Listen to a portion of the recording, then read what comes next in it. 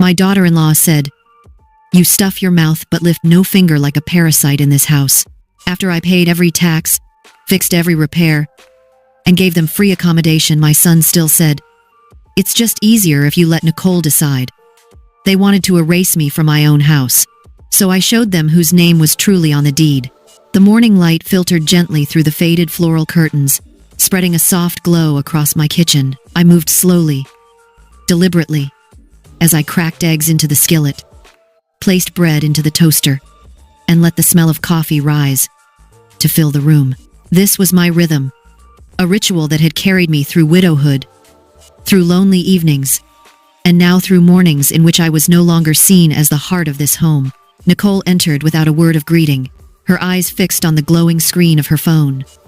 Her voice, sharp as a blade, cut through the kitchen's calm. "You stuff your mouth but lift no finger like a parasite in this house." For a moment, the sound of sizzling eggs felt louder than her words, echoing in the silence that followed. I tightened my grip on the spatula, not from fear, but from the effort it took not to answer. My eyes stayed on the pan, though inside, I felt her words searing me more deeply than any flame beneath the skillet. Kyle sat at the table, his laptop open, fingers tapping in a distracted rhythm. He looked up briefly, as though he might speak, but then lowered his eyes again, as if silence could shield him from the conflict unfolding inches away. His quiet cut me more sharply than Nicole's insult. I placed the plate of eggs and toast in front of him anyway. Old habits die slowly. He murmured a thank you without lifting his gaze, the words hollow, an afterthought, rather than gratitude. Then I felt a small tug at my dress.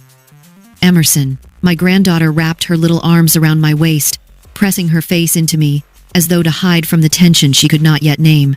Her innocence both soothed and broke me. She, at least, still saw me, still sought my warmth. I placed my hand gently on her head, steadying both of us. I moved to the sink, rinsing my ceramic mug beneath the steady stream of water. The mug was cracked slightly along the rim, a scar from years of use, but still, it held strong. My late husband had given it to me on one of his birthdays, insisting that the best gifts were the ones that lasted. I looked at Nicole's back as she leaned against the counter, scrolling, sneering, as if the roof over her head had appeared by magic, as if the meals she ate and the warmth she enjoyed came without sacrifice. Kyle kept typing, pretending the house was not cracking beneath the weight of unspoken words. I did not reply to Nicole. My face remained calm, my movements precise.